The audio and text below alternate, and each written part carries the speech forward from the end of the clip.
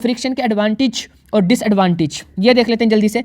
पहले मैं सारे एडवांटेज बता देता हूँ, फिर डिसएडवांटेज की बात करते हैं। अगर फ्रिक्शन ना हो तो हम चल नहीं सकते हैं, ठीक है। इसी तरह से ऑब्जेक्ट्स को अगर आपने जमा करना है, ऑब्जेक्ट्स के ऊपर कुछ भी काम करना है, फ्रिक्शन ज़रूरी है उसके लिए। अगर हमने चलती हुई गाड़ी को रोकना है, फ्रिक्शन ज़रूरी है। लाइट अप करना है, अगर आग जलानी है, फ्रिक्शन ज़रूरी है। अगर एनर्जी को ट्रांसफ़र करना है तो फ्रिक्शन ज़रूरी है। लिखना है तो फ्रिक्शन ज़रूरी है।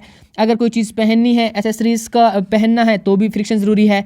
अगर किसी चीज़ को ग्रिप करना है, पकड़ना है चीज़ों को तो भी फ्रिक्शन ज़रूरी है। अगर हीट जनरेट करनी है तो भी फ्रिक्शन ज़रूरी है। अगर जो है वो जो मेटेराइड आते हैं वो जलते हैं, वो स्पेस में जल जाते हैं, उनके भी फ्रिक्शन की वजह से वो जलते हैं। अगर वो ज़मीन पे आ जाएं और किसी आबादी वाली जगह पे गिर जाएं तो काफ़ी नुकसान कर सकते हैं वो। तो ये बेसिकली एडवांटेज ही है कि वो जो मेटेराइड हैं वो ज़मीन पर आने से पहले ही राख बन जाते हैं और उनसे कोई फ़र्क नहीं पड़ता, वो ज़मीन पर आकर टकराते नहीं, नुकसान नहीं करते हैं। एडवांटेज देख लेते हैं अब, नहीं एडवांटेज तो देख लिया हमने, डिसएडवांटेज देख लेते हैं। भाई एनर्जी का ज़िया होता है।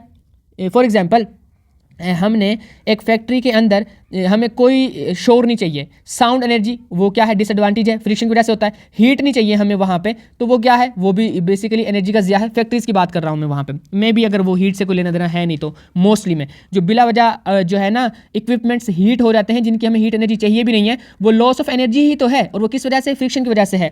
रेजिस्ट द मोशन, मोशन को रेजिस्ट करती है, इसलिए हमें ज़्यादा अप्लाइड फोर्स लगानी पड़ती है। अप्लाइड फोर्स के लिए हमें पैसे खर्च करने पड़ते हैं।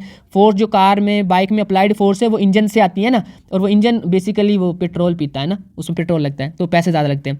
खैर, decreases life of moving machine parts, इसकी वजह से वो जो पार्ट्स हैं वो घिस जाते हैं, उनकी लाइफ कम हो जाती है, उनमें जो है वो दरारें पड़ सकती हैं, ज़्यादा फ्रिक्शन हो जाए तो उनको डैमेज करती हैं बेसिकली मशीनरी पार्ट्स को फ्रिक्शन।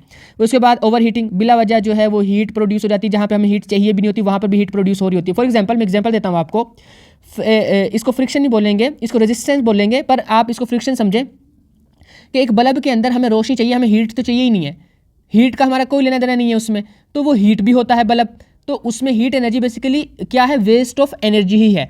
उसके बाद नेक्स्ट वो कहते हैं फॉरेस्ट फायर, इससे जंगलात में आग लगाने के लिए जंगलात में आग लग सकती है इससे। ओके, उसके बाद क्या है कि टूट फूट हो सकती है इससे मशीनरी पार्ट्स की, या वैसे भी टूट फूट का शिकार होती हैं, फ्रिक्शन की वजह से टूट फूट होती है ज़्यादा।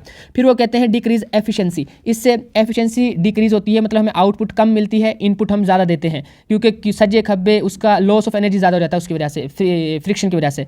एक्सेसिव नॉइस प्रोडक्शन, और गैर ज़रूरी बहुत ज़्यादा ये क्या होती है, वो जो है ना वो शोर की आलूदगी होती है, नॉइस जो है वो प्रोडक्शन होती है, नॉइस पोल्यूशन हो जाती है उसकी वजह से।